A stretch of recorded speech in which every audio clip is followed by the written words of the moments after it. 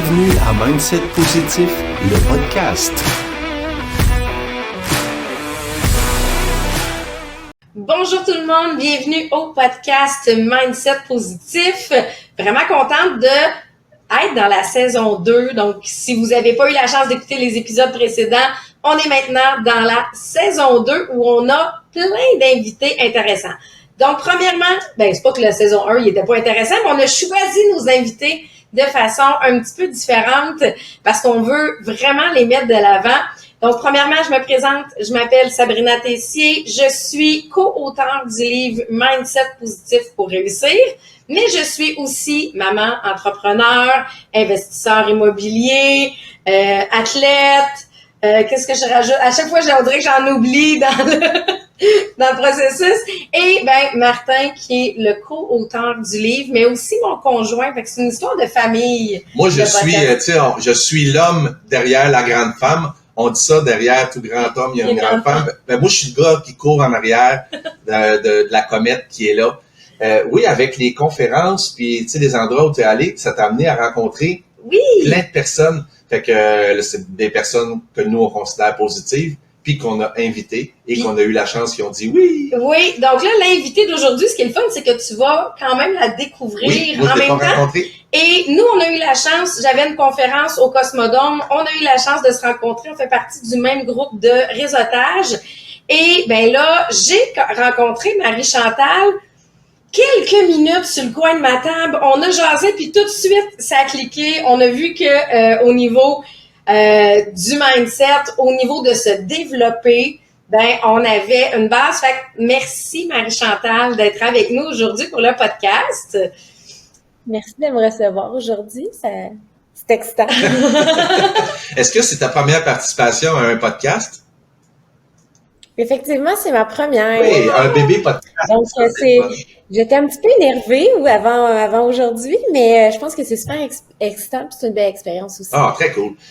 On demande toujours à notre invité de se présenter à sa manière. On fait pas la bio de l'invité, on dit « Présente-toi d'où tu veux dans ta vie ». Fait que tu peux partir du jour de ta conception ou tu peux partir de la semaine passée, comme tu veux. Fait que Marie-Chantal, qui es-tu? Moi, c'est Marie-Chantal. J'ai 35 ans. Je suis maman de 2 enfants que j'adore. Et je suis travailleur autonome, donc courtier immobilier. Et je suis, est-ce qu'on peut dire athlète ou sportive, disons, comme ça? Donc, je dirais que c'est vraiment ce qui me définit. Et une autre chose, je suis heureuse. Oh, j'aime ça. OK, là, je suis curieuse. C'est quoi ton sport? Je fais de l'entraînement physique en salle. Avant la COVID, pendant la COVID, j'étais en préparation pour une compétition de fitness division bikini. OK. Puis, à cause des annulations des compétitions, donc ça l'a arrêté là. Puis, j'ai décidé de fonder ma famille. Fait que j'ai vraiment... c'est vraiment l'entraînement en salle, j'aurais tendance à dire. Fait que tu viens du monde du fitness. Oui. J'ai tenté de rentrer dans le monde du fitness, puis par la suite, vu que ça avait été annulé, j'en suis sortie parce que j'ai décidé... T'étais rendu là, mettons, t'étais rendu là à la COVID. Puis, ouais. Ouais, puis ça l'a comme annulé, puis je me suis dit, il n'y a rien qui arrive pour rien, donc on va réorienter ce qu'on va faire, puis on était comme rendu à l'âge, moi puis mon conjoint, où qu'on voulait fonder une famille, donc on a décidé d'aller vers cette avenue-là, puis là, je suis en remise en forme, je m'entraîne, j'ai un coach sportif que j'adore aussi, donc je suis encore dans le mode entraînement, mais plus nécessairement dans la branche fitness. Ouais, pas nécessairement dans le côté compétitif, mais plus dans le je vais être en forme. C'est ça, exactement. La compétition m'intéresse toujours autant. Donc, c'est pas un projet qui est mis sur... c'est pas en arrêt. Par contre, pour l'instant, c'est juste une petite pause bien méritée. Tu sais, pour faire une petite parenthèse, Sabrina, c'est une athlète. Avant, on disait ancienne athlète, mais elle a repris la compétition l'an passé à l'âge de 40 ans. Donc, elle a fait du patin artistique pendant 23 ans. J'ai arrêté à peu près, j'ai arrêté à 23 ans, fait que 20 ans. J'ai commencé à 3 ans. Et elle a pris une pause de 17 ans. Ouais. Et l'année passée, elle a recommencé à patiner pour le plaisir. Puis sa coach a dit, tu sais que tu fais encore des doubles sauts. Tu sais qu'à ton âge, plus personne fait des doubles sauts dans telle catégorie. On te réinscrit-tu en compétition? Mais là, la madame qui est là, c'est une madame compétitive. Tu sais, ça fait que tout de suite, la jeune de 20 ans est rembarquée dans sa tête, mais pas dans son mon corps! Oui, c'est ça, des fois, le corps est plus dur à suivre quand on vieillit, c'est pas... Mais là, on a regardé, qu'est-ce qu'on a regardé? Les mondiaux et la patineuse de 40 ans. Là, elle faisait même pas parce que moi, j'ai compétitionné adulte. Fait que c'est une catégorie où on le sait qu'on fait plus la même qualité de saut. Mais là, il y a une fille de 40 ans qui a fait les Olympiques, les championnats du monde, aussi en forme, puis elle compétitionnait contre les jeunes. Ça l'a drivé quand même. Ouais. Mais tout le monde, quand ils ont vu Sabrina, puis les juges qui la connaissaient, puis ils ont dit, c'est-tu Sabrina Tessier? C'est-tu la Sabrina qu'on connaît? Elle fait encore du double saut. Fait que, mais je les ai pas faites en compétition. Et pourtant, comme toi, la compétition n'était pas abandonnée, mais c'était là quelque part. Fait que tu sais, comme tu dis, l'idée de compétition est encore là quelque part. Fait que absolument. Je pense que c'est un petit peu difficile d'enlever la drive de la personne aussi. À un moment donné, on est qui on est. Puis quand on a de la drive, c'est très rare que c'est rare qu'on peut enlever ça de la personne. Là, j'ai vraiment aimé ça. Tu t'es présentée comme étant heureuse. Hein? Oui, mais je pense que c'est important d'être heureux. En fait, avant même de me présenter, je pense que, tu sais, souvent on va se définir par notre emploi, par notre famille, mais c'est quoi notre but ultime? N'est-ce pas d'être heureux? Je veux dire, je peux être plein de choses, mais avant tout, j'aimerais être heureuse avec moi-même. Donc, j'aime bien l'inclure dans ma présentation de personne parce que je pense que faut s'aimer soi-même avant d'aimer les autres, faut s'aimer soi-même avant de pouvoir faire d'autres choses qu'on aime. Donc, ça fait un peu partie de comment je vois les choses. Et est-ce que tu as toujours été heureuse? Tu sais, est-ce que la définition de heureuse a toujours été là ou c'est parce que c'est des choses que tu as mis en place? C'est des choses que j'ai mis en place. Je pense que dans les dernières années, on a vécu, moi, mon conjoint, des épreuves qui sont quand même difficiles. Je vais dire ma vie d'avant, mon moi avant, j'ai pas toujours été sage, donc j'ai fait certains mauvais choix, entre autres dans mes amitiés, dans mes relations amoureuses. Puis ce qui fait que quand j'ai comme décidé de faire ce changement-là, j'ai décidé de mettre en place des stratégies, lire des livres, écouter des podcasts positifs. Puis j'avais comme une drive de vouloir être travailleur autonome, partir des entreprises. Puis j'ai comme l'impression que tout ça est un petit peu interrelié. Puis avec les épreuves plus difficiles qu'on a vécues, je me suis beaucoup remis en question à savoir c'est quoi que je veux, tu sais, c'est quoi la vie, c'est quoi le sens qu'on y donne. Puis je pense qu'être heureux puis de m'avoir choisi, c'est comme venu à travers les épreuves de la vie, j'aurais tendance à dire. C'est comme ça a comme pu été un choix un jour, puis je me suis dit je peux pas juste rester comme ça. Fait que qu'est-ce qu'on fait pour que ça change? Puis un peu du jour au lendemain, ça a comme évolué vers ce que c'est aujourd'hui. Est-ce que tu es assez à l'aise pour nous partager des épreuves? C'est quoi tes épreuves de vie? Tu sais, tu dis dans les dernières années, on a vécu. Est-ce que tu es à l'aise de nous en parler? Ah oui, tout à fait. En fait, je me dis que si ça peut faire le changement pour une personne, c'est déjà gagné. Dans les dernières années, moi et mon conjoint, on a décidé de fonder une famille. Donc, quand j'ai su que j'étais enceinte, on a commencé à magasiner pour une maison. Tu sais, le processus, j'aurais tendance à dire, pas mal habituel d'une famille, soit agrandir ou soit changer d'endroit ou garder le même endroit, mais l'adapter. Dans le milieu de ma grossesse, vers 20 semaines peut-être, on a eu, suite à une échographie, des informations par rapport à notre bébé qui avait peut-être un problème au niveau du cœur. On était comme pas trop certains. Fait qu'on a eu des échographies supplémentaires à Sainte-Justine. Puis finalement, c'était comme pas tant déterminant. C'est resté là. Puis, à 29 semaines, j'ai commencé à avoir des douleurs au ventre. Donc, je trouvais pas ça tant normal, des saignements. Puis, j'ai décidé de me rendre à l'urgence et on m'a gardée là pendant, je pense, 4 ou 5 jours avant qu'on décide de m'accoucher en urgence. Donc, on a dit, bon, mais c'est une césarienne, puis c'est maintenant parce que c'est super dangereux, le bébé peut mourir. Pendant l'accouchement, la césarienne, j'ai commencé à avoir des convulsions. Puis on ne m'a pas expliqué qu'est-ce qui se passait, ni à moi, ni à mon conjoint.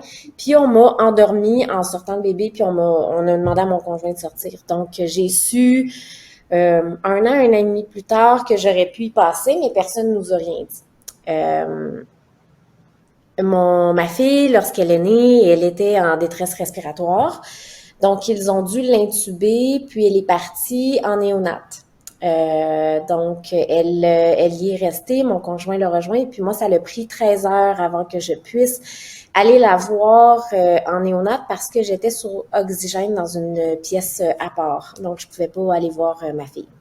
Donc là, moi et mon conjoint, on a vite compris que ça n'allait pas du côté de notre cocotte. Puis, on nous a fait comprendre qu'on savait pas si elle allait être en vie ou si elle allait survivre à tout ce qui s'était passé. Fait que là, ça a comme été un déboulement d'événements puis un cheminement personnel aussi qui a comme été à travers. Qui doit se faire en un très, très court laps de temps.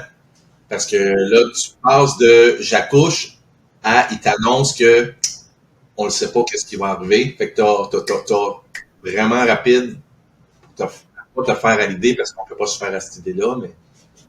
C'est ça, exact. Puis l'affaire, c'est que tu es placé dans une chambre où ce que tu peux aller dans le département de néonatologie quand tu veux. Là, j'ai eu la chance d'avoir une chambre seule parce que j'étais sur l'oxygène, mais sinon, j'aurais été dans une chambre avec une autre dame qui a probablement un enfant en santé dans la même chambre. Ce qui est quand même une autre game, j'aurais tendance à dire, là, surtout si on sait pas si notre enfant va vivre, mais on est avec une mère qui a un enfant en parfaite santé, ça arrive. Qui ont de la visite, puis qui sont heureux, puis qui prend son enfant dans ses bras. Toi, tu pleures à côté, là, tu sais, fait que c'est ça. Fait j'ai été, habituellement, c'est un séjour de 1 à 2 journées, je pense, là, après un accouchement. Là, ils m'ont laissé 3 jours à l'hôpital pour que je puisse, justement, profiter du temps à aller voir le plus possible ma fille. Donc, c'est sûr que ma perception versus la perception, mettons, de mon conjoint, on voyait pas nécessairement les choses de la même façon. Tu sais, quand on devient parent, on n'a pas tout le temps la même vision, puis souvent, on l'apprend quand on devient parent, tu sais. Fait que moi, j'étais plus du genre à prévoir les coups qui peuvent faire mal. Donc, je pose des questions des fois qui crèvent un peu l'abcès, là. Tu sais, est-ce qu'on devrait la débrancher? Qu'est-ce qu'on devrait faire? Tu sais, est-ce que c'est mieux comme ça? Est-ce qu'il va rester légumes? Est-ce qu'on va avoir... ça va être quoi les répercussions autant pour elle, là, puis on parle pas de pour nous, mais pour elle. Fait que c'est sûr que cette question-là choque souvent quand on la pose, mais je pense que c'est une question essentielle aussi, autant pour elle que pour nous. Puis finalement, on nous a dit non, on pense qu'elle a fortement des chances, on n'est pas rendu là, attendons pour voir. Fait que s'ensuit 8 mois d'hospitalisation là, dans 2 hôpitaux différents avec une chirurgie cardiaque. Donc, hospitalisation complète. Jamais pour revenue à la maison. Mais pas pour maman. C'est ça, là. Fait que papa et maman retournent à la maison, bébé reste à l'hôpital pendant 8 mois. C'est ça, exact. Donc, on a fait un séjour d'environ 3 mois et demi au premier hôpital. Donc, on allait voir à tous les jours. Puis, rendu à une certaine étape, l'hôpital, qui était quand même spécialisé, mais ils sont pas spécialisés juste en enfants puis en bébés prématurés, nous a mentionné qu'ils étaient plus certains de ce qu'ils pouvaient faire pour l'amener à un autre niveau. Donc, on nous a transférés d'hôpital.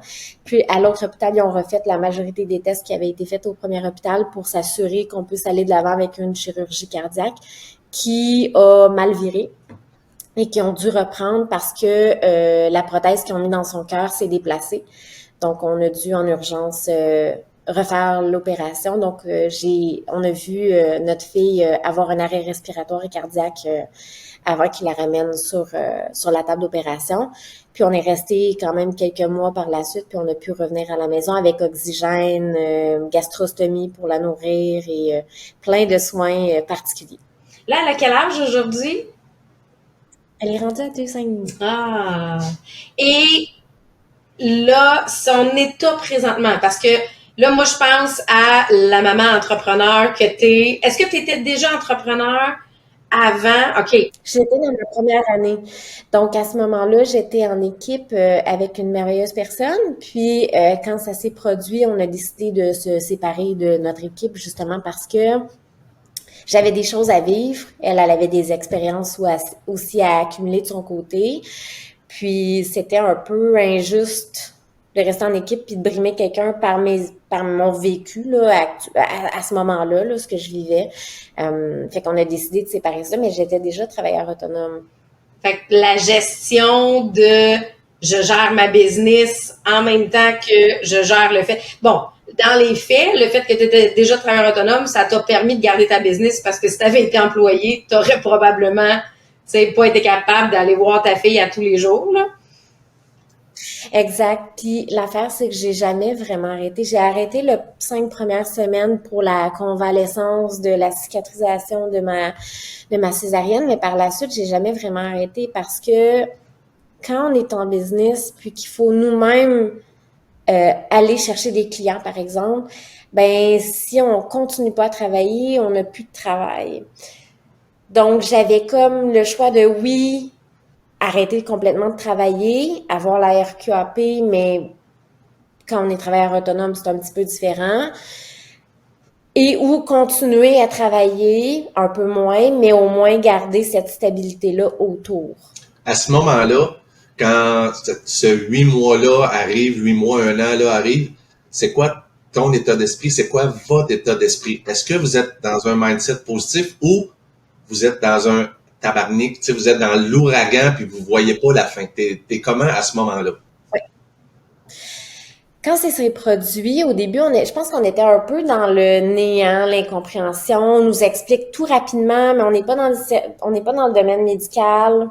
Fait qu'on est comme lancé, projeté, puis on a du support, mais pas tant. Tu sais, si on frappe pas aux portes, puis on se bat pas pour avoir plus d'aide, il y en a pas vraiment qui viennent. Il faut vraiment aller de l'avant, puis moi, un non, j'ai bien de la misère avec ça pour des choses comme ça. Fait que j'étais du genre à défoncer les portes, puis à demander, puis à questionner, puis à dire, ben j'ai besoin de ci, j'ai besoin de ça, tu sais. Je me souviens qu'au départ, après mon accouchement, j'ai trouvé ça vraiment très difficile, tu sais. Puis mon conjoint aussi, mais on vit les émotions un petit peu différemment. Mon conjoint est très cartésien, moi je suis plus dans l'émotion, puis je suis plus dans s'il arrive ça, on va faire ça, ou tu sais on pourrait faire ça. Tu sais, j'essaye de planifier un peu les différentes avenues, tandis que lui c'est vraiment seulement sur les faits. Donc suite à ça, j'ai quand même eu un moment où c'était plus noir, là, tu sais, je me posais la question, tu sais, où est-ce qu'on s'en va et tout ça. Fait que j'ai demandé de l'aide. Puis les réponses que j'ai reçues n'étaient pas tant positives de par notre, j'imagine, situation familiale, dans le sens où on a une maison, on est quand même bien, on est établi. Donc, de ce qu'on s'est fait répondre ou de ce qu'on a compris, du moins, c'est pour les gens un petit peu plus démunis ou les gens qui ont moins de ressources. Donc, arrangez-vous. Vous étiez considéré comme trop riche pour avoir droit à ces ressources-là. Trop riche selon leurs critères, c'est ça. Oui, ben, de ce que j'ai compris, du moins, c'était ça, parce que j'ai demandé pour avoir de l'aide, du support, du moins d'une psychologue ou quelque chose. C'est juste pour pouvoir sortir ce qui se passait. Puis on m'a comme fait comprendre, ben, allez au privé, madame, ça va être mieux. Si vous n'êtes pas sur le bord du suicide, on fait pas grand-chose. Okay. Tu sais, pour moi, c'était pas vraiment une option. Fait que là, j'ai commencé à appeler des places privées. Je me suis dit, bon, ben, je vais voir. Puis finalement, il y avait du 1 an et demi d'attente parce que la COVID, ça frappait fort pour tout le monde. Fait que j'ai fait, ben, si j'ai pas d'aide, je vais m'aider moi-même. Fait on va trouver des solutions. Puis finalement, j'ai décidé de lire, d'écouter un petit peu de podcast, de faire des choses que j'aime, vraiment d'essayer de voir les choses différemment. Ça n'a pas été facile, mais je pense que même si c'est pas facile, on est tout de même capable d'essayer de changer les choses. Ben, quand on a la volonté de le faire, bien sûr, là, mais fait que je me suis dit, ça restera pas comme ça, je resterai pas comme ça, fait qu'on va essayer d'améliorer les choses. Fait qu'en fait, la job... Puis j'ai quand même eu un bon cercle d'influence autour de moi, j'avais des bonnes personnes, donc je pense que ça l'aide vraiment beaucoup, s'il faut leur donner le crédit, là, mais... Ouais, c'est ça, je vais le dire, parce que dans le livre, souvent, on vient parler de oui, c'est quoi les ressources internes que je peux trouver, mais c'est qui m'entoure aussi? Parce que si je m'entoure de gens négatifs, là, c'est plus difficile. Mais t'avais une force, vraiment une volonté. Puis là, moi, je pense au couple. 8 mois avec un enfant hospitalisé, mais après ça n'arrête pas là, là. Quand il arrive à la maison, elle est gavée, elle est sous oxygène. La vie de couple à travers ça, comment ça se gère? Quel couple? Je veux... Quel couple? Comment qu'on gère ça? En fait, j'aurais tendance à dire qu'on vivait au jour le jour, puis on survivait au jour le jour. On se posait pas tant de questions, ou si on s'en posait, on essayait de pas trop s'en poser parce que c'est sûr que notre couple, ça en a arraché un peu. On a eu beaucoup de questionnements à savoir si ça allait perdurer dans le temps. Puis, mon conjoint est très, oui, mais on a une situation particulière, donc, faut pas se baser sur ça pour définir une relation. Puis moi, j'étais plus dans le, ouais, mais là, ça fonctionne pas, tu sais. Puis il était très dans le, ouais, mais c'est particulier, fait que, continuons, puis voyons qu'est-ce que ça donne. Puis... C'est ça la force d'un couple, hein? Tu sais, je t'entends, qu'est-ce que tu dis, puis j'entends des mots qu'on s'est dit, nous aussi, c'est juste les rôles étaient inversés. Mais c'est moi les motifs du couple, c'est elle qui est plus analyste. Mais je pense que ton conjoint avait raison de dire ça. C'est une situation là, qui est là. Est-ce que c'est les feux d'artifice à tous les jours présentement entre nous? Peut-être pas. Mais je pense que ça peut perdurer dans le temps. Ben c'est ça. Puis tu sais, je le remercie énormément pour ça parce qu'il a vu des choses que moi, j'étais peut-être arrêtée au premier niveau, probablement dans l'émotion. Fait que il a vraiment maintenu le bateau pour que ça continue, tu sais. Fait que pour ça, je suis vraiment chanceuse. Quoi son prénom? Dans la gratitude.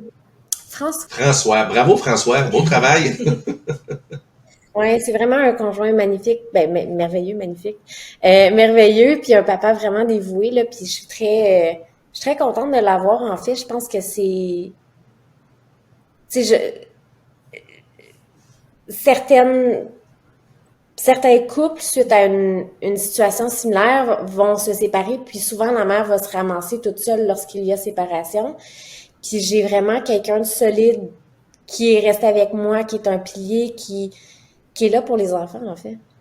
Oui, puis là, tu as dit les enfants. Parce que ça veut dire qu'après ce processus-là de dire ça n'a pas été comme on avait planifié, pourquoi pas un autre? En fait, 4 ou 5 mois après avoir eu ma fille, donc elle était encore à l'hôpital, j'ai appris que j'étais enceinte. Donc, je prenais la pilule. Donc, c'était dans les plans, mais pas dans les plans immédiats. Pas là. Et puis, finalement, on a accueilli la nouvelle avec vraiment beaucoup de bonheur. Puis, beaucoup de bonheur. En fait, c'était une surprise. C'était un choc au début. La première ou deuxième journée, ça a été comme, oh boy, qu'est-ce qu'on fait? Tu sais, on est-tu assez stable? Oui, OK, on a la maison, mais, tu sais, je veux dire, autant monétairement que notre relation, qu'avec notre fille, tu sais, est-ce qu'on va avoir un deuxième enfant qui va avoir des besoins particuliers? Fait que tout ça, ça se questionne. Fait qu'on a pris les actions nécessaires pour avoir des réponses, du moins qu'on croyait. Puis on a décidé d'aller de l'avant avec le projet, puis notre deuxième bébé qui s'appelle William. Là, il y a quel âge, William? Il y a 1 an et demi. OK. Fait que là, on a 2 ans et demi, 1 an et demi. Ils ont 17 mois de différence parce que si ça faisait, ils ont 16 mois, 15 mois de différence. Ouais. Et en pleine forme pour ton garçon? Lui aussi, il a ses petits enjeux. OK. Donc, quand il est né, lui aussi, il était en détresse respiratoire. Il est né à terme. Il était en détresse respiratoire et il a été hospitalisé pendant 1 mois et demi. Toujours au même premier hôpital où notre fille, elle est née. Puis, il a eu aussi son opération cardiaque pour les mêmes raisons que ma fille. Par contre, lui, il n'a pas de besoin d'oxygène, il s'alimente. Aujourd'hui, il est suivi à l'Institut Louis Braille Nazareth pour des problèmes de vue. Donc, il a été diagnostiqué hypersensible et albinos oculaire. Est-ce qu'il est non-voyant ou il perçoit quand même Il perçoit quand même des choses. Au début de sa vie, je pense qu'il voyait pas grand-chose, comme beaucoup de bébés, mais peut-être moins OK. encore parce que c'était un bébé très sensible. Puis on comprenait pas pourquoi il semblait pas avoir de plaisir en dessous Des des jouets de jouets pour enfants, là, stimulation, là. oui, c'est ça, exact. Puis on comprenait pas trop. Puis à un moment donné, j'ai vu ses yeux bouger comme ça. Puis je me demandais, tu sais. Puis là, j'avais comme l'impression qu'il voyait pas grand-chose. Fait qu'on a parlé avec notre médecin, puis on a été vu en ophtalmo pour avoir le diagnostic de albinos oculaire. Donc, en ce moment, il voit. On ne sait pas encore à quel Ouais, point là, il est il voit, petit, mais on vraiment pense qu'il petit. voit quand même à une certaine distance. OK. Ouais, Donc, ouais. et là, moi, je reviens à l'entrepreneur parce que tu es une entrepreneur en succès, tu fais partie des groupes de réseau, tu veux développer ta business, mais moi, je sais qu'on en a beaucoup d'entrepreneurs qui nous suivent. Puis que des fois, comment je veux le dire de façon très, très sympathique et sans Plein être dans le d'amour. jugement, plein d'amour, mais des fois, ils ont un nombre d'orteils qui fait mal, fait qu'ils peuvent pas faire leurs actions aujourd'hui. Et là, moi, je te vois, tu sais, moi, je t'ai rencontré comme à 2 ans et demi après ton processus d'avoir vu ta première, qui fait que veux pas, toute votre vie a quand même changé. Comment tu gères ta business au quotidien? J'ai un super bel agenda. J'ai un agenda, une liste de tâches. Je suis timée au quart de tour parce que avec les enfants, on a une vingtaine de spécialistes qui nous suivent. Donc, ma fille est suivie en soins complexes à Sainte-Justine, puis mon garçon à Louis-Braille. Fait qu'on a un agenda familial qui est rempli. Puis j'ai mon agenda de travail aussi et personnel qui est comme combiné. Tout est calculé. Tout ce qu'on fait, tout ce qui est pour la famille va toujours être cédulé avant. Puis après ça, tout va venir Passe le autour. reste alentour. Oui, puis je m'arrange toujours pour avoir des super belles disponibilités pour les gens. Puis souvent, en fait, toujours, les rendez-vous sont de jour. Puis souvent, les gens travaillent de jour, puis les visites se font le soir ou la fin de semaine dans le cas de l'immobilier. Là. Oui, parce que là, tout est en immobilier. Oui, c'est ça, exact. Fait que ça me permet de travailler le jour, le soir, puis la fin de semaine. Puis le jour, tout ce qui est autour des rendez-vous, je peux le travailler. Toi, je peux gérer. C'était un temps où c'était pas exactement comme ça, parce qu'on avait une infirmière à domicile, puis j'étais proche aidante, en plus de maman, en plus de travailleur autonome. Fait que quand j'avais la dame qui était proche aidante l'infirmière à domicile, là, je pouvais travailler pendant qu'elle s'occupait de ma fille. Mon garçon était à la garderie. Mais ça a quand même pris 2 ans avant d'avoir une garderie qui prend mon enfant puis qu'on ait le hockey des médecins. Ouais. Fait que pendant les 2 ans, pendant ces sièges, je travaillais. Les soirs et fins de semaine, je travaillais. Mon conjoint, lui, son travail, c'est du ish 9 à 5, là. Est-ce qu'il est travailleur autonome ou il est employé? Il est employé. Il est employé de 9 à 5 de jour. Fait que toi, tu es là le jour parce que ton travail te permet, généralement, pas te permet, généralement, les visites, c'est soir, fin de semaine. Fait que le travail que tu as te permet d'être là le jour, de courir les rendez-vous. Puis François, lui, il est là le soir et les fins de semaine avec les enfants. C'est ça, exact. Puis, tu sais, j'ai quand même eu son support pour les rendez-vous, là, parce qu'on en avait quand même beaucoup. Puis, de où ce qu'on part, Sainte-Justine, c'est pas à porte, là. C'est pas, on est quand même sur l'île de Montréal, mais je veux dire, avec le trafic, tout ça, ça fait quand même des longues routes. Fait que j'ai quand même eu son support sur ça, là, pour les rendez-vous. Fait qu'on se répartissait quand même les choses. J'en faisais plus pendant le congé de maternité, puis après. Mais on essayait d'avoir un horaire qui se combine, bien. Là. Oui, parce que là, moi, je pense à 2 grossesses back-à-back. Tu sais, j'ai tout ça, puis c'est là que ça permet encore plus de, apprécier le fait d'être travailleur autonome, mais 2, aussi, de voir que être en succès, ça dépend de la décision qui est prise derrière ça. Tu sais, de ce que je comprends, tu avais pris une décision de, ouais, moi, ma business, ça va marcher. Parce que si je fais ces actions-là, avec ma flexibilité d'horaire, je vais être capable de développer ma business à travers ça. Tout à fait. Puis je pense que la clé, en tout cas, ce qui m'a quand même permis de continuer à fonctionner, c'est vraiment l'agenda. Parce que ça donne un bon visuel de la semaine où ce qu'on s'en va. C'est sûr que pendant l'hospitalisation de ma fille, j'ai pas pu faire toutes les mêmes actions de courtage, les mêmes actions. Je travaillais, en fait, à Sainte-Justine, lorsque je passais du temps là-bas, pendant ces siestes, il y avait un bureau avec un espèce de divan qui se convertit en lit. Je travaillais de là. Donc, je faisais mes appels pendant qu'elle dormait. Mes clients étaient au courant, donc je leur mentionnais, écoutez, si vous entendez du petit bruit derrière, c'est des machines. Mais je pouvais continuer à fonctionner de cette façon-là. Puis pour moi, c'était comme pas une option dans le sens où je pense que j'aurais trouvé ça beaucoup plus difficile si je n'avais pas continué à travailler un petit peu, parce que j'aurais eu seulement mes idées sur ma fille, sur la situation, alors que je pense que mon travail m'a un peu sauvée. Bien entendu, je suis pas tu sais, il y a des top courtiers qui font des millions de chiffres d'affaires. On n'est pas là. Par contre, j'ai vraiment une carrière que j'adore. Je côtoie et je rencontre des gens que j'adore qui m'ont mis le sourire au visage pendant que, de mon côté, dans ma vie personnelle, c'était moins hot. Je remercie les gens avec qui j'ai pu travailler, qui ont été des gens qui m'ont justement permis de sourire. Ça me redonnait, pas confiance, mais ça me redonnait justement de l'espoir. Ben, Je pense que ça m'a vraiment sauvé. t'étais pas juste une maman d'enfant malade. Ça faisait partie d'une des réalités. Puis ça, on le voit souvent. Ça me fait penser à... Le cercle, tu sais, que tu décris, que Ouais. tel point d'étape, si tu avais été, entre guillemets, seulement, tu sais, c'est pas pour dénigrer, mais seulement une maman, 100% de ton cercle aurait été maman d'enfant malade. Parce que je dis tout le temps que la vie, c'est comme une fleur. Puis chacun des pétales représente des volets de notre vie. Puis c'est là que plus j'ai des volets différents, je peux vivre des succès à certains endroits, puis dans d'autres, c'est plus difficile. Mais c'est pas grave, ça va bouger, ça va changer. Puis ça te permet de vivre des bonheurs, vivre des moments de bonheur à travers ça, mais dans différents volets, fait que ça vient compenser des fois quand il y a des moments plus difficiles. C'est vraiment une belle métaphore, en fait. J'avais jamais vu ça comme ça, mais c'est vrai. Elle fait faire cet exercice-là aux gens. Je le fais faire autant aux entrepreneurs, autant aux gens à la retraite, autant de se dire, OK, mais ma vie présentement, c'est quoi tous les volets qui en font partie? C'est quoi Parce tous les que pétales? l'entraînement en est un.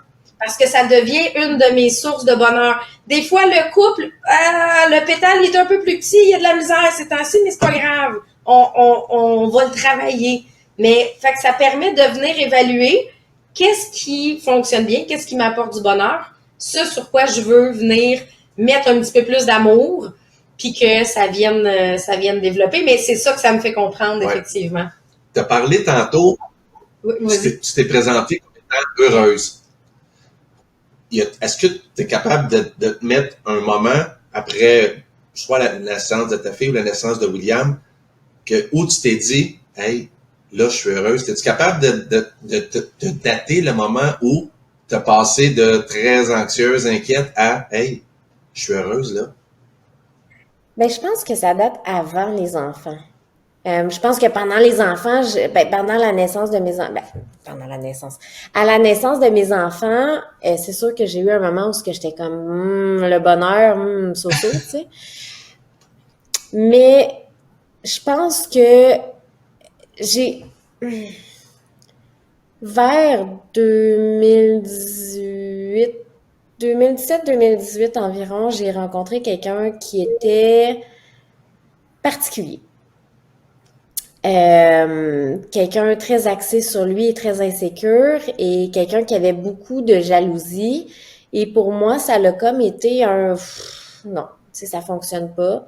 Puis par la suite, tu sais, cette personne-là m'envoyait souvent des messages un peu haineux, jaloux, etc., par message texte ou par vocaux, peu importe. Puis ça l'a comme fait, non, je suis pas là dans ma vie, puis je me définirai pas par ce que quelqu'un peut dire de moi, en fait. Puis ça a comme été la quête vers est-ce que je suis bien avec moi-même? Oui. Est-ce que je fais des actions pour devenir une meilleure personne dans la vie? Je pense que oui.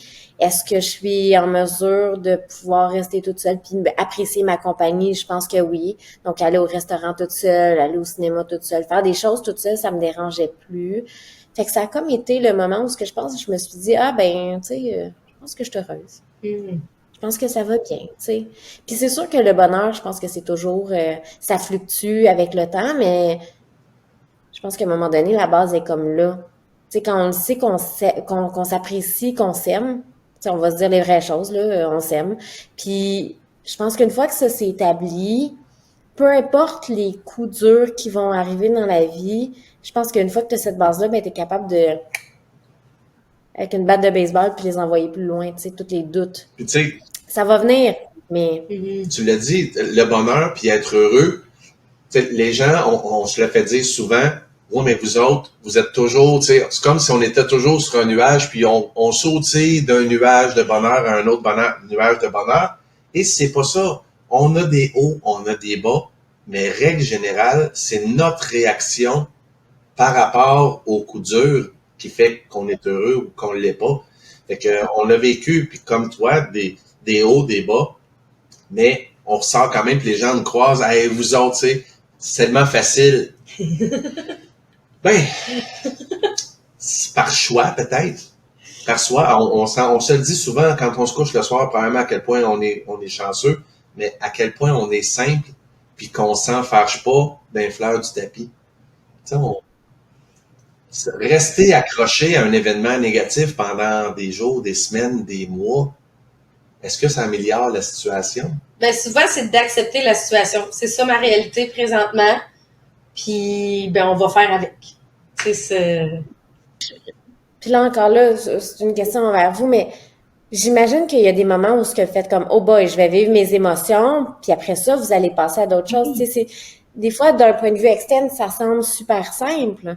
Puis ça semble comme si tout le monde est toujours heureux, mais je suis sûre qu'à certains moments, vous vous remettez en question, vous devez gérer ces émotions-là parce que de les mettre de côté puis les ignorer, c'est pas la solution miracle non plus. non, c'est J'imagine que vous avez déjà eu des doutes aussi. oui, c'est ça, c'est exactement ça. Tu sais, moi, en affaires, tu sais, ça fait 12 ans que je suis en business. Plein de fois, j'ai eu des doutes. Plein de fois, tu sais, c'est même chose quand on a décidé de sortir le livre, quand on a sorti le podcast. Bon, ça va-tu être les bonnes choses? On s'enligne-tu vers les... On a douté plein de fois, mais c'est de se dire, OK, est-ce que je laisse cette émotion-là prendre le dessus? Je vis mes déceptions, parce qu'on a vécu des déceptions, je pense qu'on va tout en vivre dans nos vies. Bon, ben parfait. Je l'ai broyé un coup, là, mais on restera pas stické là-dessus. Tu sais, on va passer à autre chose. Comment on peut faire différemment? Puis je pense que c'est ça. Effectivement, comme tu as dit, c'est pas d'ignorer les émotions, parce que maintenant, on va faire un presto, puis ça va ressortir, là. Mais c'est plus de se dire, j'amplifie pas l'émotion qui est là, je la vis, puis après ça, on se permet à passer à autre chose. C'est vraiment dans la résilience. Oui, je pense que puis c'est drôle parce que dernièrement, j'ai eu une reconnaissance de l'ensemble de leaders, moi, dans ma business, et un des 3 points pour lesquels ils me reconnaissaient, il disait la résilience. Que quand dans la business, parce que tu sais, même en affaires, des fois, il peut y avoir des changements de règles, il peut y avoir des choses sur lesquelles on n'a pas, tu sais, la COVID, même chose en immobilier, ça a amené des hauts, ça a amené des bas, tu sais, on n'a pas de pouvoir là-dessus. Et moi, souvent, c'est ça que je ramène, c'est, bon, mais si je peux pas rien faire par rapport à ça, pourquoi je m'acharne là-dessus? On va embarquer dans la résilience, là, puis on va se mettre en mode solution. Fait que moi, c'est comme ça que je suis reconnue dans ma business. Comme étant celle qui est résiliente et qui cherche la prochaine solution pour passer à autre chose. Toi, c'est vraiment ta force. Elle est en mode solution, mais à une vitesse, je vais te donner un exemple que j'aime donner. Il y a un arbre qui est là, la maison est là, il vente, et là, on voit l'arbre qui va tomber sur la maison. Pendant que moi, je suis en boule en train de pleurer en disant « Oh non, l'arbre va tomber sur la maison », l'arbre n'a même pas touché la maison encore et elle est déjà en mode solution. Elle pense déjà au après. Puis, fait que moi, mon travail a été de réduire le nombre de temps où je couchais en boule à pleurer. Parce que ça règle pas la situation. Quand j'étais plus jeune, je pouvais rester dans un état léthargique comme ça longtemps. À cette heure, généralement, dans 30 secondes, je suis revenu. Mais le meilleur exemple que j'ai, puis là, on va revenir aux enfants, parce que des fois, avec les enfants, justement, des situations qu'on contrôle pas, c'est où tu vas aller. Hein, ça fait ça. Mon garçon, quand il est rentré à l'école, à la maternelle 4 ans, il s'est mis à avoir des tics. Mais vraiment des tics très intenses au niveau de la gorge. Qui ressemblait un peu au syndrome Gilles de la Tourette. Mais là, tout va bien le samedi matin. Le samedi soir, il y a 60 minutes.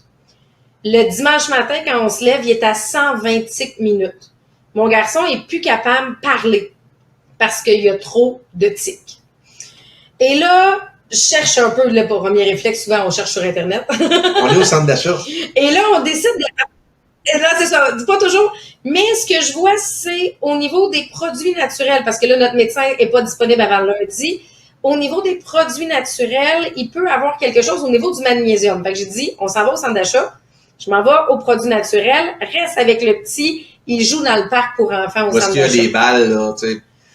Et j'arrive, puis j'explique la situation, puis la personne me dit, effectivement, on a un test à faire hyper facile, on lui donne du magnésium. Si d'ici 24 heures, il n'y a pas d'amélioration, c'est que c'était pas ça. Si c'est dans moins de 24 heures, il va y avoir une modification, c'est parce que le stress a grugé le magnésium qui fait que là, il y a des tics. Il est en carence. Il est en carence. Mais moi, je reviens avec mon pot de magnésium liquide et j'ai lui qui pleure sur le banc. Là. T'as comme tous les parents qui s'occupent des enfants. T'as mon gars qui joue tout seul puis qui est comme... Heureux. Lui, là, ça le dérange pas d'avoir des tics. Il remarque pas, là. Et moi, je pleure à chaudes larmes. Lui qui pleure comme un gros bébé sur le banc. Puis je dis, mais qu'est-ce qu'il y a? Mais il dit... Là, il va toujours... Là, mon gars, il avait des tics à vie, il était plus fonctionnel, il travaillerait pas jamais, tu sais, il était là, dans son drame, vraiment très loin. Puis moi, j'ai le magnésium dans les mains en me disant, on va essayer quelque chose, tu sais. Fait que ça, c'est notre façon de... Dans les faits, le magnésium avait fait la job. À moins de 24 heures. Moins de 24 heures, comme il nous avait dit. Et on le sait, ça a été comme ça, c'est revenu à quelques reprises. Dans des moments de stress. Dans les moments de stress ou dans les moments où il mangeait plus de bonbons, après l'Halloween. Parce que le sucre demande du magnésium pour être absorbé. Fait que comme mon enfant a une carence en magnésium, ben quand il mange plus de sucre, ben la carence en magnésium revient. Fait que on donne du magnésium, ça arrête là, puis c'est correct. Puis là, même là, il est en secondaire 3, il a 14 ans. Puis là, il n'y a plus de tics beaucoup, il fait plus des... Ouais. Mais... C'est ça. Et là, il nous le dit. Il dit, je vais être va dû, prendre là. du magnésium parce qu'il est conscient de ses tics. Puis c'est souvent, il fait quoi? Puis après avoir parlé, il renifle. Fait que là, il sait, il dit, on a-tu encore des capsules? Fait qu'il se sent dans des périodes d'examen. Tu sais, fait qu'il en est conscient. Mais ça, c'est un bon exemple de moi qui panique. Puis elle qui est là déjà en bonne solution. Fait qu'en plus de trouver la solution, il faut qu'elle soit il faut qu'elle soit la consolatrice. Mais... De dire... Sauf que Puis là, peut-être c'est une question pour toi, Sabrina, mais j'imagine qu'en voyant ton conjoint vivre des émotions, c'est que ça te permet aussi d'avoir un accès à tes propres émotions. Oui. Je sais pas si je m'exprime correctement, mais dans le sens où si tu es toujours en mode solution puis que tu te permets pas de vivre tes propres émotions, mais c'est que voir quelqu'un d'autre que tu dois aider à vivre ses émotions, c'est que ça te permet de te reconnecter peut-être un peu avec. Oui, faut dire que moi, le canal d'émotion, il est pas bien connecté. Fait que je vais gérer la situation puis après ça, je vivrai mes émotions. Fait que moi, je suis vraiment du type de là, lui est à gérer, le petit est à gérer, on va gérer tout ça. Puis moi, le lundi, là, une fois qu'il y a une amélioration, je vais prendre mon moment tout seul, je vais faire ouf, ok, c'est bon. Tu sais, là, j'ai vécu le stress de maman, j'ai vécu là, mais sur le coup, le canal d'émotion est pas présent. Tu sais, ça fait partie. Moi, je le sais que je le vis à retardement. Maintenant que je me connais, je l'accepte.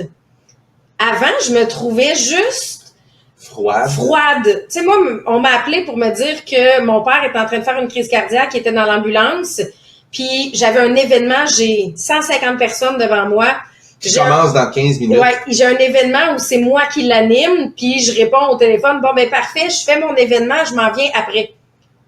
Parce que mon cerveau, il connecte pas l'émotion de « Hey, ton père est en train de mourir dans une ambulance, là. » Je te l'ai pas, ça. Là, c'est les filles avec qui je gérais l'événement qui ont fait non, oublie ça, on va gérer l'événement, on va t'en Tu t'en vas, là, elle, Et là, dans l'auto, je fais ouais, hey, il est vraiment malade, mais je le réalise pas sur le coup, c'est une fois que je suis en route. Fait que c'est maintenant, je sais que je suis pas inhumaine, c'est tout simplement que j'ai un retardement sur l'émotion qui arrive par après, mais je me permets de le vivre le moment où il arrive. Mhm. Puis je pense que c'est ça la beauté justement de l'humain, c'est qu'on est tous différents. Puis quand on apprend à s'accepter puis à s'aimer tel qu'on est, mais je pense que déjà là, on est gagnant en tant que personne. Mhm. Parce qu'on apprend à accepter nos qualités, nos défauts. Tu sais, on le sait des fois qu'on a des choses qu'on a à travailler, mais si on les accepte, puis qu'on le sait que c'est à travailler, mais qu'on les accepte, puis que si c'est comme ça, ben c'est là qu'on peut peut-être se permettre d'être heureux. Ben, c'est ça, c'est beaucoup un processus de on est en amélioration. Tu sais, même chose quand on a écrit le livre, on a mis comme une mise en garde au début, puis tu sais, parce que je voulais être sûre de dire, OK, ben, dans les faits, là, je connais pas tout. Mon bonheur est pas parfait, ma réussite est pas parfaite, mais voici le processus qu'on a fait. Bien humblement, tu Oui, dit c'est de vraiment manière ça. très humble. Parce que je pense que tout le monde est en processus d'amélioration. Puis ce qui est le fun, ben, c'est de connaître les clés de chacun. Fait que, tu sais, de voir que toi, de ton côté, tu as dit, ben, j'ai pris la décision que j'allais être heureuse. Et ça a été avant de rencontrer ton conjoint, de ce que j'ai compris. Fait que tu as dit, ben, je me découvre moi, parce que ça sera pas quelqu'un d'autre qui va m'amener mon bonheur en premier. Faut que ça soit moi. Puis après ça, ben, je peux laisser entrer quelqu'un dans ma vie. Mhm. Exactement. Puis, tu sais, je pense que ça, c'est une constante évolution, c'est un constant travail de tous les jours. Tu sais, je pense que le bonheur, c'est un travail de tous les jours. Comme on disait tout à l'heure, ça fluctue. Puis avec les événements de vie, ben c'est d'apprendre à gérer ces événements-là pour justement aller dans la quête ultime de ce bonheur-là. Tu sais. Ah, j'aime vraiment ça. Puis je suis certaine que tu vas inspirer d'autres gens, même si c'est pas qu'ils vivent nécessairement des difficultés avec les enfants, mais juste de se dire, est-ce que je suis capable de relativiser aujourd'hui qu'est-ce que je vis? Est-ce que je suis capable de trouver mon bonheur malgré les situations difficiles? Parce que c'est ça aussi. Autant que comme maman, autant que comme femme et comme entrepreneur, de dire, ben, je vais compartimenter des choses, là. Puis, à travers ça, je vais trouver le bonheur. Parce qu'il y en a que ça va être des situations complètement différentes, mais faut pas que mon bonheur dépende des situations que je vis dans ma vie, même si je peux me permettre, là, une fois de temps en temps, on va dire, la vie nous donne des tapes à gueule. Mais une fois de temps en temps, OK, on met un genou à terre, mais faut que je garde le focus pour retrouver le bonheur à travers ça. Tout à fait. Puis tu sais, je pense que ce qui m'a motivé encore plus peut-être à avoir ce mindset-là positif, là, ou ce mindset-là de je veux être heureuse, j'ai envie que mes enfants, en fait, je veux leur montrer que la vie n'est pas parfaite, mais on ne se, tu sais, j'ai pas envie qu'ils se définissent par leur situation de vie. Tu sais, les enfants, les adultes, il y a des gens méchants, pas toujours volontairement, mais il y a des gens qui sont méchants. Et donc, j'ai pas envie que mes enfants, parce qu'ils reçoivent des commentaires qui vont être, mettons, inappropriés, se définissent comme ah, pauvre moi, je vis telle situation. Non, on va défoncer le mur, puis on va aller de l'avant, puis c'est pas ce qui va définir ta réussite, puis ton bonheur, puis ce que tu veux être, ou comment tu veux être, ou comment tu veux te sentir. Ton émotion envers toi-même devrait seulement venir de toi et non des autres, et de l'approbation des autres, je veux dire ça comme ça. Fait que ce soit pour ma fille ou pour mon garçon, on nomme les choses telles qu'elles sont. Tu sais, c'est pas un secret, notre fille. Tu sais, on ne cache pas la situation. Moi, j'en parle ouvertement. Je pense que mon conjoint en parle ouvertement aux gens avec qui ça la donne, là, en fait. Tout simplement parce que on veut pas que nos enfants pensent que, c'est un secret puis c'est pas bien, c'est pas beau.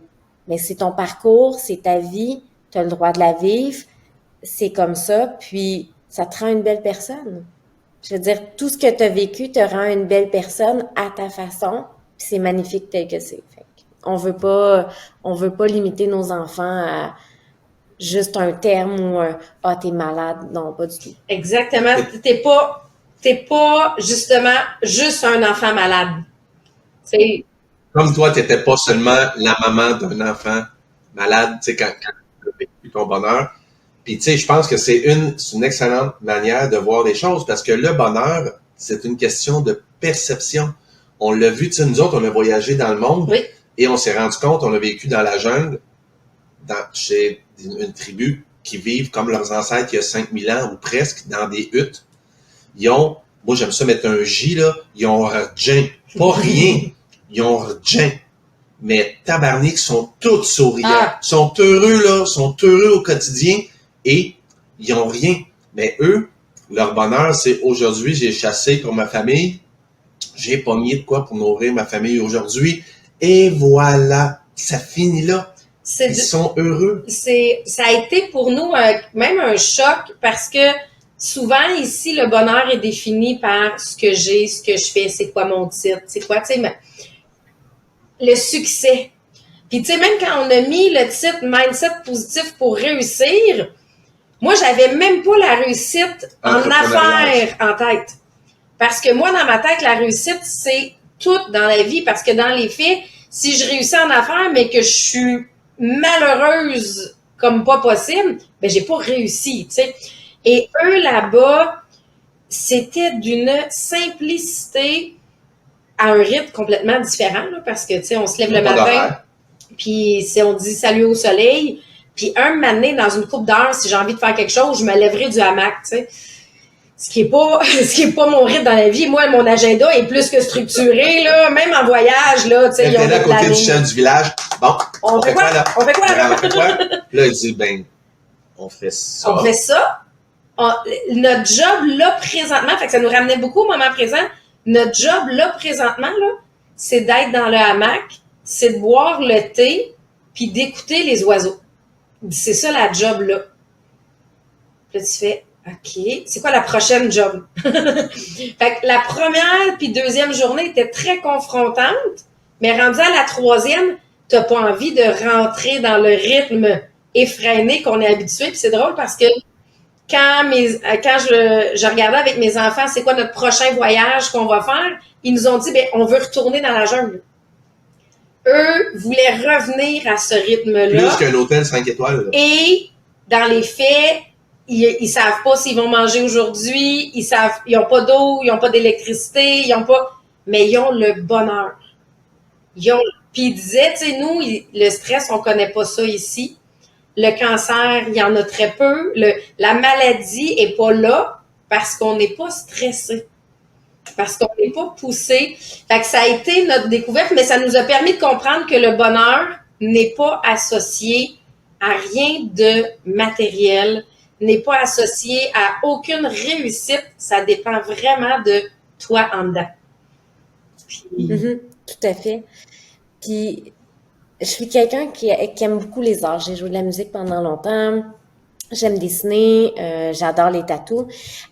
Puis, je sais que la perception des tatous est pas toujours la plus belle en fonction des différentes générations. C'est pas toujours bien accepté. Puis, quand j'ai choisi le bonheur, j'avais en tête un tatou que je voulais me faire qui, pour moi, était très représentatif. Puis, ça me fait tellement plaisir de l'expliquer aux gens qui sont comme des tatous, tu sais. Je me suis fait tatouer un cœur. Je l'ai vu tantôt, je l'ai remarqué. Oui, je me suis fait tatouer un cœur sur le doigt qui, pour moi, a plusieurs significations, entre autres la situation cardiaque de mes 2 enfants, l'opération qu'ils ont eue, mais aussi avant d'aimer quelqu'un d'autre, c'est toujours toi-même. Donc, pour moi, c'est un petit rappel à tous les jours, parce que c'est sur mon doigt, mon 4e doigt, c'est un petit rappel à tous les jours que je dois me choisir, puis je dois m'aimer moi-même pour être capable d'aimer les autres. Puis souvent, ça fait sourire les gens parce que c'est quelque chose qu'on oublie, c'est aimer soi-même. Fait que... T'as-tu une routine je vais dire routine du bonheur, mais qu'est-ce que tu fais dans la journée pour toi? Là, en ce moment, je fais beaucoup pour la famille, mais ma routine qui va varier, les heures vont varier, là, c'est l'entraînement. Donc, pour moi, m'entraîner me rend heureuse. Ça fait du bien. Je pense pas aux problèmes. Je pense pas à des solutions non plus. Je fais juste faire ce que j'ai à faire. Pour toi. J'ai un coach, pour moi. J'ai un coach sportif qui me dit ce que je dois manger, ce que je dois faire comme entraînement, c'est ça. Fait que t'as juste ça à faire, puis tu suis juste le plan. Je trouve que ça permet de te refocaliser sur toi, sur ton énergie interne, Puis après ça, tu sors de là, t'es comme, je suis bien, me semble, ça fait du bien, j'ai pas pensé à rien d'autre autour.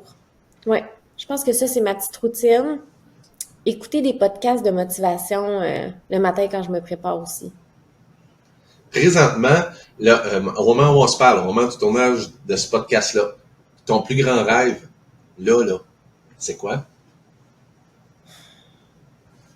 Mon plus grand Ouais, rêve, là, si c'était de seulement pour moi, voyager en Asie. Si je pense uniquement à ouais. moi, là, voyager en Asie. Est-ce que c'est quelque chose qui est possible? C'est quelque chose qui est possible avec certains sacrifices, bien sûr, dans le sens où ce que pendant qu'un voyage, l'autre s'occupe des enfants. Donc, c'est sûr qu'il y aurait des concessions à faire dans le sens du temps de départ parce qu'on a quand même beaucoup de rendez-vous. C'est quelque chose que j'aimerais mettre en place dans les prochaines années. Bien entendu, j'aimerais partager ça. Non, Parce que, j'aimerais le partager avec mon conjoint. Mhm. OK, t'en as déjà parlé avec ton conjoint de ça? OK. Parce que, tu sais, on le sait quand on se fixe un objectif, si on se met pas de date, ça reste un projet. Quand on se met une date, on a comme pas le choix. Tu sais, pour comparer un peu, moi, j'ai toujours dit que plus jeune, un jour, on va avoir mon permis de moto. Puis, j'avais pas de date. Puis, à un moment donné, je m'étais dit, pour mes 50 ans, il va falloir que j'aille un permis de moto. Puis, à 48 ans et 3/4, j'ai allumé que, Estifi, ça s'en vient. J'ai appelé, puis 12 semaines après, je conduisais une moto, tu sais. Fait que j'étais à 12 semaines de réaliser mon rêve de gars de 20 ans qui voulait avoir une moto, mais parce que j'avais pas de date. Ben, puis j'étais à 12 semaines. Écoute, maintenant, j'ai trop de moto, là. Fait que, mais je suis super heureux, j'aime ça, faire de la moto, je vais travailler, tu sais, j'aime ça. Puis pourtant, j'aurais pu réaliser ce rêve-là il y a longtemps. Fait que mon conseil de monsieur de 51 ans, mets-toi une date. Mets-toi, dis, ben, moi, 2028, mettons, on gère la patente avec ton conjoint pour que ça se peut. Mais oui, tu sais, un voyage en Asie, c'est pas un voyage sur la Lune, là, c'est de quoi qui est possible, qui va coûter quelques milliers de dollars, mais qui est réalisable relativement facilement avec un peu d'organisation. Très cool. Oui. Ben, tu sais, j'ai une de mes très bonnes amies qui est allée l'année passée. Ça faisait partie des discussions, mais là, on attendait une chirurgie pour ma fille, donc c'était pas le bon timing. C'est sûr que dans les 5 prochaines années, je vais être allée au Japon ou en Corée. Et C'est ça. Mais c'est vraiment là, on attend de voir, mais ça fait partie je dirais, 5 ans. Ah, c'est le fun. Tu sais, de se projeter comme ça, d'être capable de trouver, tu sais, les projets. Parce que je pense aussi d'avoir ces prochains objectifs-là, ça devient tout le temps aussi un peu la motivation. Moi, j'aime bien de dire, bon, ben, je vais regarder des vidéos de ces voyages, tu sais, de ceux qui vont en voyage. OK, combien ça me coûte? Combien il faut que je me mette de côté d'ici là, si je veux le faire? Pour que le jour où l'opportunité est là, ben, je peux dire oui, check, j'y vais. C'est à ma portée, là. Fait que ça fait partie de la motivation. Ah, je trouve ça le fun, tu sais, ouais. Puis, je trouve ça le fun que tu dises, au lieu de dire, on peut pas voyager les deux ensemble ou en famille, donc on peut pas le faire, c'est de dire, ben, notre réalité de vie présentement, ça se peut qu'on voyage chacun sur notre bord pour se permettre ça parce que notre réalité est que, ben, ça marche pas. Tu sais, d'y aller tout le monde ensemble. Puis c'est de trouver des adaptations. Tu sais, là, c'est peut-être pas le bon timing, mais je suis convaincue que dans les 5 prochaines années, à un moment donné, ça va être le bon timing. Donc, c'est pas une question de, OK, aujourd'hui, ça l'est peut-être pas, mais pourquoi abandonner son rêve ou ne pas faire quelque chose parce qu'aujourd'hui, c'est pas la bonne journée. Peut-être que demain, ça va être la bonne journée. Ouais. On le sait pas. Fait que c'est de pas mettre ça de côté, justement. J'ai entendu dernièrement, puis j'avais vraiment aimé ça, quelqu'un qui disait, il n'y a pas de date d'expiration pour un rêve. Donc, c'est de se dire, ben oui, des fois, je sens une urgence de je veux le réaliser, mais si jamais ça arrive pas, mon rêve, il est pas disparu. Il est juste remis à plus tard. Fait qu'il n'y a pas de date d'expiration. Mm-hmm. Mais pour faire un rêve, pour le réaliser, ça prend un plan. Fait que c'est comment qu'on met en place ce plan-là, ou en tout cas, du moins, avoir une bonne idée de comment y arriver. Donc, des fois, ça prend juste plus de temps à mettre le plan en place, mais après ça, une fois que la machine est startée, Ah, super. Je comprends pourquoi tu as cliqué avec elle au Cosmodome. Hey, bon, on s'est parlé 10-15 minutes, là. Ouais. Puis on retournait à nos kiosques, mais c'est ça, j'ai vraiment aimé son énergie. Aujourd'hui, on n'a pas eu la chance de le faire en présentiel, mais c'est sûr qu'on va s'arranger pour se recroiser. Puis tu sais, quand je t'ai croisée, en fait, j'ai vu le titre de ton livre, puis j'avais pas encore vu la personne. Tu sais, je passais les yeux un petit peu en bas, puis là, je décidais de parler avec du monde pour jaser, discuter, puis voir. Puis là, quand j'ai vu le titre de ton livre, j'ai fait c'est bien le fun ça. J'aime ça. Tu sais, le développement personnel, tout ce qui est la réussite ou le bonheur, ou toutes ces choses-là. Je pense que c'est une quête de beaucoup de personnes. Puis j'ai trouvé ça super intéressant. Puis c'est de là où ce que j'ai fait comme elle a l'air vraiment cool. Tu sais, ça va être le fun de parler avec cette personne-là. Fait que je me suis dit, pourquoi pas y parler? Puis il n'y a rien qui arrive pour rien. Dans mon livre à moi, je pense que s'il y a quelque chose qui arrive, c'est parce qu'on était là pour le vivre, tu sais. Fait que je suis bien contente d'avoir eu la chance de te rencontrer, puis de rencontrer aussi ton conjoint. Là, c'est vraiment une belle expérience, une belle discussion. Super enrichissante, en fait. Super. Là, ce que je vais faire, je vais mettre, premièrement, ton lien pour que, ça se peut qu'il y en ait. Est-ce que tu couvres la région Montréal ou plus grand en immobilier? Fait que là, tu as ton site, si jamais il y a quelqu'un qui cherchait. Moi, je vais le dire, une conseillère vraiment positive, là. Je couvre la région de Montréal. Je fais Rive-Nord, Rive-Sud assez éloigné. Je suis ouverte à beaucoup de choses, donc tout se discute là. Dans le fond, je suis vraiment ouverte à aller un petit peu plus loin aussi. Puis c'est aussi une question j'ai envie que ça soit une belle connexion avec les gens. Donc j'ai envie qu'il y ait ce fit-là. Tu sais, je peux travailler avec beaucoup de personnalités différentes, sauf que j'ai envie de créer justement cette connexion-là où on s'entend bien, puis que c'est pas juste une transaction parce que c'est avec des humains avec qui on travaille. Il y a des émotions derrière tout ça, puis c'est de comprendre l'autre aussi. C'est pas juste une question transactionnelle, là, c'est une question plus loin que ça. Fait que je suis ouverte à aller plus loin justement pour ça quand c'est pour réaliser des rêves. Puis pour ton Facebook, je mets ton lien de ton Facebook parce qu'il est écrit Stella devant ton nom. Fait que si jamais il y en a qui veulent te suivre, voir ta famille aussi en même temps, mais si jamais il y en a qui veulent te découvrir sur Facebook, on fait juste ajouter le Stella devant, puis ça vous permet de découvrir vous aussi Marie-Chantal. On demande toujours à notre invité à la fin, c'est quoi son moment positif de la semaine? On te demande la même chose. C'est quoi ton moment de la semaine? J'ai eu une super date hier avec mon conjoint. On est allé manger pour nos 5 ans. On a découvert un bon petit resto à Repentigny. On a eu un super bon service et de la nourriture du terroir avec des vins bio, je pense, importés. Ça s'appelle le Liège. Excellent. On a pu se retrouver. Des dates, on les compte sur nos doigts depuis nos enfants. Donc, ça l'a fait tellement du bien.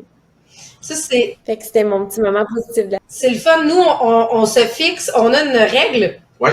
Parce que dans l'agenda, il fallait la mettre, la règle. C'est une fois par mois, on a une date ensemble.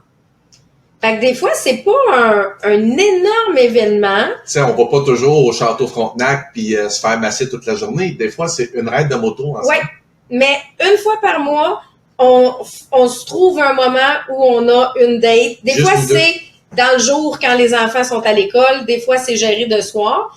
Et on a une demi-journée par semaine qu'on essaie d'être ensemble.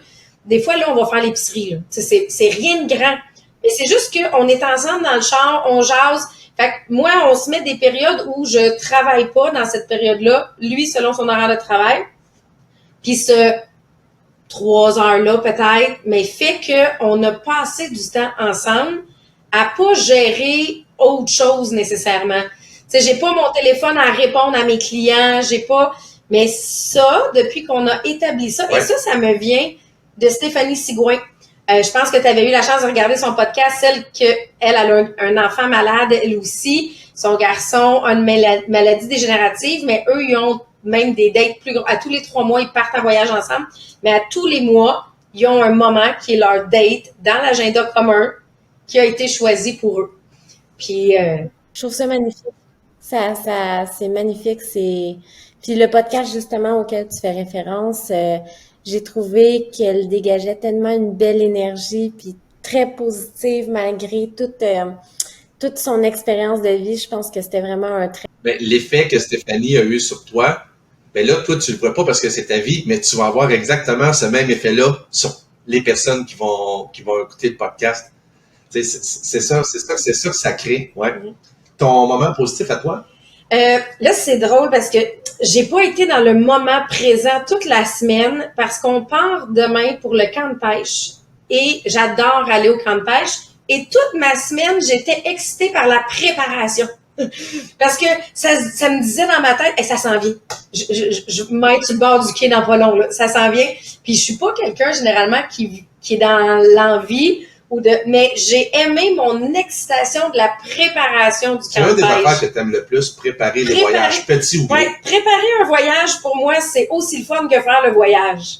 Fait que moi, je me sens en voyage depuis une semaine parce que je suis en préparation. Les bagages sont dans le salon, là, sont juste à côté, on les voit pas en caméra, mais il y a une partie déjà dans l'auto, puis il y a une partie là. Ouais, ça fait partie de mon bonheur. Puis tu sais, on s'entend, là, on s'en va dans un shack, on a du portage à faire pour se rendre au camp de pêche, Pas d'électricité. C'est notre jungle. Ça, c'est notre jungle. La jungle québécoise. Ouais. Mais fait que ça fait partie de mon bonheur. De ton côté?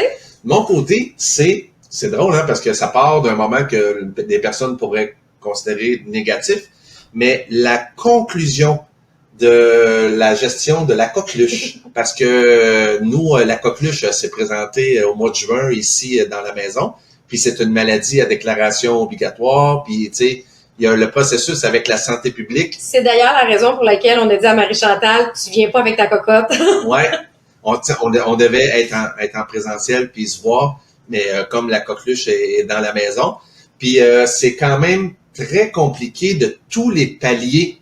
La santé publique dit quelque chose, il l'envoie au médecin. Les médecins lisent ou pas l'information. Les médecins envoient l'information aux pharmaciens. Les pharmaciens lisent ou pas l'information. Fait que chaque palier nous dit quelque chose. Fait que finalement, Sabrina, c'est elle qui a géré beaucoup ça. Elle était au téléphone avec la santé publique. Et là, maintenant, tout le monde a eu enfin les antibiotiques qui ne guérissent pas la coqueluche, qui fait juste nous empêcher de le transmettre aux autres personnes. Mais là, notre dossier il est clos. Le dossier est clos. C'est fait. Tout le monde a eu les antibiotiques. Tout est fait. Sabrina n'a aucun symptôme. Fait que moi, j'ai eu mal au coin des yeux à un moment donné en me disant peut-être c'est ça. Moi, je m'encourage en me disant je l'ai eu quand j'étais adulte, fait que je suis protégée. C'est pour ça que moi, même s'ils me toussent tout d'en face, je l'ai pas. Fait que ça, c'est la pensée positive que j'essaie d'amener. Mais là, malgré l'atout que pour les enfants va durer 3 mois, même si mais je veux dire, on est plus contagieux, puis ils peuvent aller, puis ouais. La personne t'a dit, c'est une gentille infirmière qui ont rappelé de la retraite pour lui dire bon, il y a une explosion de coqueluche, peux-tu revenir travailler? Super sympathique, la madame. Mais elle a dit, votre dossier maintenant est considéré clos. Check, c'est fait. Là, ça fait, mais ça a été quand même une grosse semaine de visite et revisite. Là, tu sais, j'ai quasiment l'air de me plaindre devant une maman qui a des enfants avec des problèmes cardiaques, mais tu sais c'est quoi, visite et revisite à l'hôpital, puis une personne dit quelque chose, t'arrives à la pharmacie, puis ils te regardent et tu chicanes quasiment vous non. retourniez, madame, il vous manque un papier. J'arrive de là, je suis là, tu sais, à Saint-Jean-de-Mata, quand Sainte-Justine, c'est pas... Et non, vous pouvez retourner, bon, ben, ça rentre dans ton horaire? Non, ça rentre pas dans le mien. Bon, ben, attends un peu, là, on va s'arranger pour que ça rentre dans le mien. Fait que c'est réglé, fait que ça a été mon moment positif de la semaine de dire, ben, hey, c'est fait. C'est juste que nous, on a connu cette réalité-là pendant une semaine. Oui, c'est ça. Votre cas est... Mais tant mieux. Tant mieux si c'est réglé. Puis, tu sais, la santé, c'est beaucoup, hein. Fait que, tu sais, puis en plus, ça vous permet, là, vu que tout est réglé, tout est check, c'est que vous pouvez aller à votre... Exactement. On s'en va au camp de pêche. Mais tu sais, on le savait, en partant au camp de pêche, on pouvait contaminer personne, là. Fait que ça, c'était déjà prévu, qu'on ait des antibiotiques ou non. Nous, on partait. À la limite, si on croise un ours, ça, ouais, on pourrait ça, le contaminer. on y touche un peu. Mais oui, c'est ça. Mais c'est juste la libération, tu sais, c'est une petite charge. Ben, c'est la charge mentale. Puis tu sais, ça, probablement que tu comprends, mais la charge mentale qui vient derrière tout ça, de toutes les petites tâches qui s'ajoutent, ou de, ben là, faut que je vérifie, faut que j'envoie tel document, c'est ça, qui font pas partie de la routine nécessairement. Est-ce qu'il y a quelque chose dont on n'a pas parlé, puis que tu aurais aimé, tu sais, des fois, à post-podcast, les personnes disent, j'aurais aimé ça parler de ça, j'aurais aimé ça glisser ça. Est-ce que tu as des trucs que tu n'as pas dit que tu aurais aimé dire? Vraiment. Je pense qu'on a vraiment fait le On a fait un beau pas tour, moi, mal je trouve, là. Ouais. Ouais. On a fait un beau tour. Je pense qu'on a vraiment parlé du bonheur, de la quête de celui-ci à travers les différentes épreuves. Fin. Puis on s'en allait te remercier grandement pour le podcast. Puis Sabrina disait aux gens, j'espère que ça vous a touché autant que nous, puis que ça va vous aider, dans le fond, dans votre quotidien. Oui, je pense qu'au quotidien, pour tout le monde, tu as quelque chose à apporter. Fait que merci beaucoup, Marie-Chantal. C'était très S'il y a quelqu'un qui a le besoin ou qui sait pas où aller cogner, qui a des enfants qui ont des difficultés, j'ai peut-être des ressources parce que j'ai cogné à beaucoup de portes. Donc, n'hésitez pas à m'écrire ou à me demander si moi j'ai peut-être pas une idée de ressources. J'ai cogné à beaucoup de portes. Merci. Merci à toi. Donc, j'espère que le podcast va vous avoir aidé. Il va en avoir un autre avec d'autres invités cette année pour la saison 2. On a décidé de mettre de l'avant des gens extraordinaires qu'on a la chance de croiser. Puis des fois, qui peuvent vous apporter aussi quelque chose. Ouais. N'hésitez pas à nous donner des commentaires, poser des questions, que ce soit sur le fil public ou en privé, parce que des personnes dans des situations particulières, nous écrire à nous, écrire à Marie-Chantal, écrire vos commentaires. Pour ceux qui ne savent pas, là, des fois, pour nous écrire, c'est vrai, là, j'oublie de le mettre des fois, mais sur le site Internet, ils peuvent communiquer directement avec nous. Fait que s'il y a quelque chose, oui, par Facebook, vous pouvez nous retrouver, mais d'un coup que par Facebook, je vous ai perdu, là, parce que des fois, je reçois beaucoup de messages dans une journée. Si je vous ai pas répondu, c'est vraiment parce que j'ai pas vu votre message. Mais sinon, par le site Internet, vous êtes capable de nous écrire aussi, là, sans problème. Donc, un gros merci, Marie-Chantal. Puis vous, avez-vous souri aujourd'hui? Souriez, la vie est belle, soyez des ambassadeurs de sourire.